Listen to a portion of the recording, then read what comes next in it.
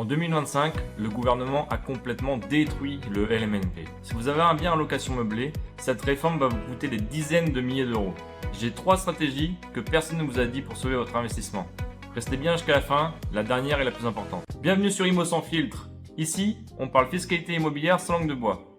Aujourd'hui, on décrypte la loi LMNP qui est passée dans la loi de finances 2025. Alors c'est quoi le LMNP? C'est simple, vous louez un logement meublé. Vos revenus sont inférieurs à 23 000 euros par an et ce n'est pas votre activité principale. C'est-à-dire que vos autres revenus sont supérieurs à vos revenus locatifs. Jusqu'en 2024, c'était le régime fiscal le plus avantageux pour les investisseurs. Pourquoi? Parce que vous pouvez déduire l'amortissement de vos biens et de vos meubles. Concrètement, ça veut dire quoi? Prenons un exemple basique. Vous achetez un logement 110 000 euros. Vous le louez 7 200 euros par an. Avec le régime LMNP, vous amortissez le bien sur 20 ou 30 ans, soit environ 4 000 euros par an. Vous amortissez aussi les meubles sur 5 à 10 ans, disons environ 1 500 euros. Mettons qu'il y ait 1 700 euros de charges. Avec l'amortissement, vous payez 0 euros d'impôt. Pourtant, vous avez quand même gagné 5 500 euros. Et c'était ça la magie du LMNP. Si vous aviez moins d'amortissement et que du coup vous aviez un bénéfice, vous auriez juste eu à payer les impôts à hauteur de votre impôt sur le revenu, plus 17,2 de CSG CRDS. Par exemple, si vous aviez 1 000 euros de bénéfices et que vous étiez à la première tranche d'imposition, vous payez 282 euros d'impôts. Mais en 2025, tout a changé. La réforme 2025 a fait 2 choses qui vont vous coûter très cher. Premier changement, tous les amortissements que vous avez réalisés depuis le 15 février 2025 sont désormais réintroduits pour le calcul de la plus-value à la revente. Ce qui était un avantage fiscal devient un piège fiscal. Deuxième changement, le plafond de revenus qui était de 23 000 euros passe désormais à 30 000 euros. Alors ça c'est une bonne nouvelle, mais ça compense en rien la première nouvelle qui est très négative. Maintenant on va regarder ce que ça donne avec un cas concret. Vous vendez un bien 150 000 euros, vous avez amorti 40 000 euros sur 10 ans, vous avez 10 000 euros de frais notaires et 10 000 euros de travaux. Avec 20 000 euros de plus-value et avant 2025 avec l'abattement pour durée de détention, vous payez 4 450 euros d'impôt. Après 2025, vous payez 13 350 euros d'impôt. 13 000 euros d'impôt sur le même bien et la même vente.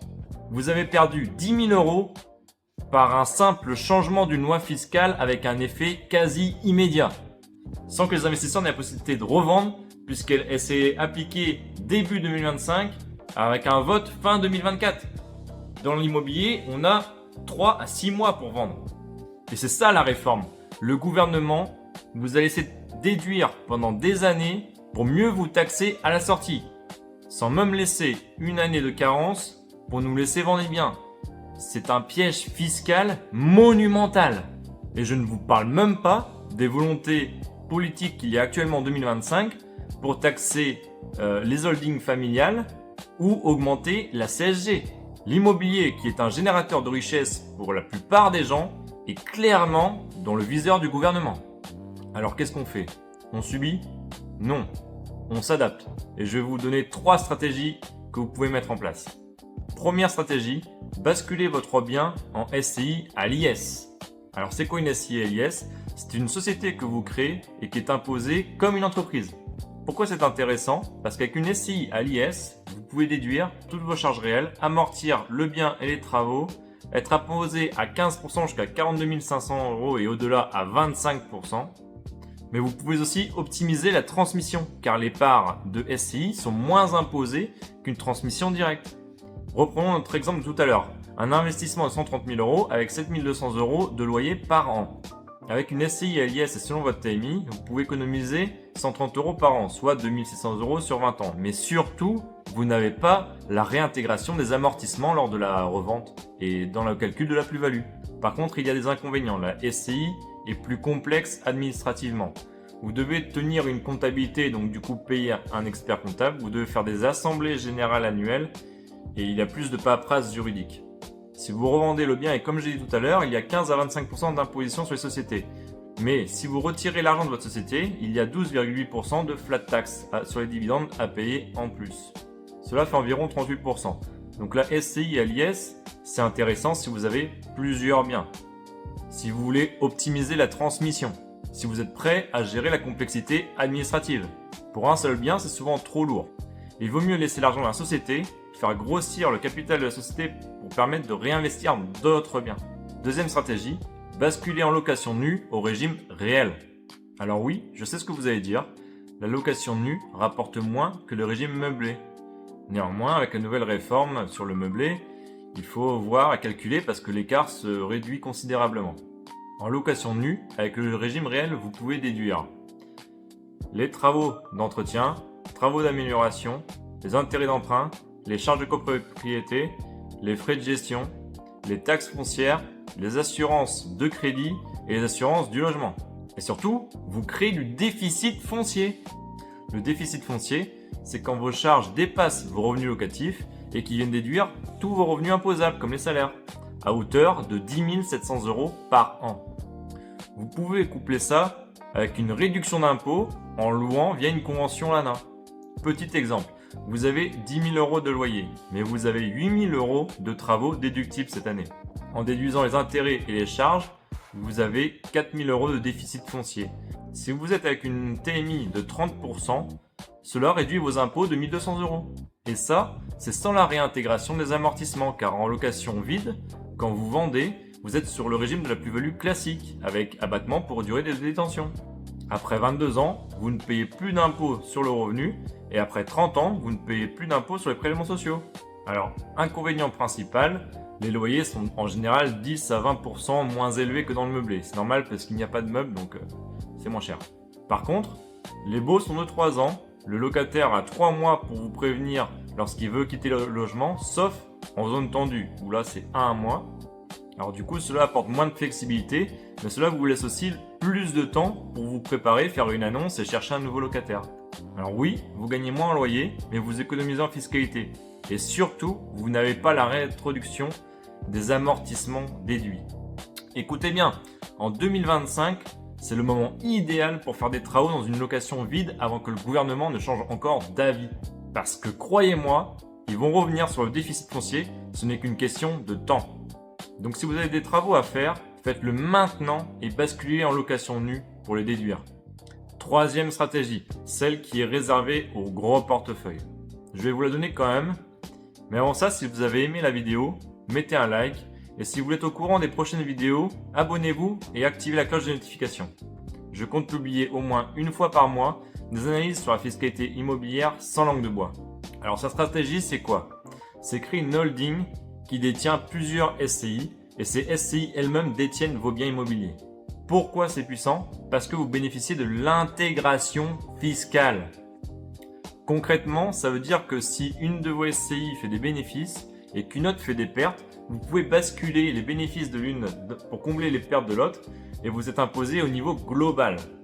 Prenons le cas de 3 SCI séparés sans holding. La première SCI va faire 10 000 € de bénéfices, elle va donc être imposée à 2 500 €. La deuxième SCI va faire 8 000 € de bénéfices, elle va être imposée à 2 000 €. La troisième SCI va faire 5 000 € de pertes, donc là l'imposition sera de 0. Sans holding, on a 4 500 € d'imposition.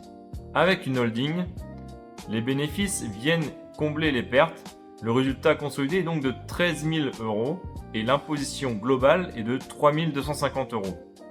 Cela représente une économie de 1 250 € par an. Sur 20 ans, cela fait 25 000 € et je ne vous parle même pas des intérêts qu'il y a à le faire pour la transmission. Avec une holding, vous pouvez transmettre à vos enfants des parts sociales et avec le pacte du treuil, vous bénéficiez de 75% d'abattement sur ces parts sociales. Considérons un patrimoine d'1 million d'euros. Les droits de donation seront de 450 000 €, ce qui est énorme, ça représente 45% de la valeur du patrimoine. Mais avec une holding et en utilisant le pacte du treuil, vous réduirez votre base taxable à 250 000 €. Il n'y aura plus que 50 000 € de droits de donation à payer pour récupérer la holding. Mais avec une holding et en utilisant le pacte du treuil, on pourra bénéficier de 750 000 € d'abattement. Il n'y aura plus que 250 000 € de base taxable, ce qui fera 50 000 € d'imposition. L'économie sera donc de 400 000 €. Vous économisez 400 000 € sur la transmission. 400 000 € sur une même transmission. Et c'est ça la stratégie des riches. Mais attention, Cette stratégie n'est pas pour tout le monde. Il faudra quand même un seuil minimum de 3 ou 4 biens immobiliers. Il y a également des coûts d'expertise comptable à payer pour 3 à 5 000 euros par an. Il y a une complexité administrative bien plus lourde et le pacte du treuil engage à conserver 6 ans les parts sociales. Si vous avez moins de 3 biens, oubliez, les coûts administratifs vont bouffer vos économies d'impôts. Mais si vous avez un patrimoine d'environ 800 000 euros et que vous voulez transmettre à vos enfants, c'est LA solution. Et franchement, c'est ce que font tous les gros investisseurs. Ils ne payent quasiment rien en impôts parce qu'ils utilisent cette structure. Et maintenant, vous la connaissez aussi. Voilà, vous avez vos 3 stratégies pour protéger vos investissements face à la réforme LMNP de 2025. Stratégie 1. Passez votre logement en SCI à l'IS pour une meilleure optimisation fiscale. Stratégie 2. Passez votre logement en location nue. Surtout pour essayer de déclencher un déficit foncier, donc si vous avez des travaux de prévus. Stratégie 3. La holding patrimoniale. C'est le cas si vous avez plusieurs biens immobiliers ou que vous avez un gros patrimoine que vous voulez transmettre. Alors dites-moi en commentaire quelle stratégie vous allez choisir. Cela dépend de votre situation. Si vous avez un seul bien, partez peut-être sur la location nue. Si vous avez 2-3 biens, voyez du côté de la SCI et l'IS. Et si vous avez un très gros patrimoine, regardez du côté de la holding. Là, franchement, c'est ce qu'il faut faire.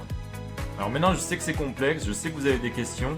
Alors je répondrai à chaque commentaire de la vidéo car c'est pour ça que j'ai créé la chaîne IMO sans filtre. Et laissez-moi plein de likes.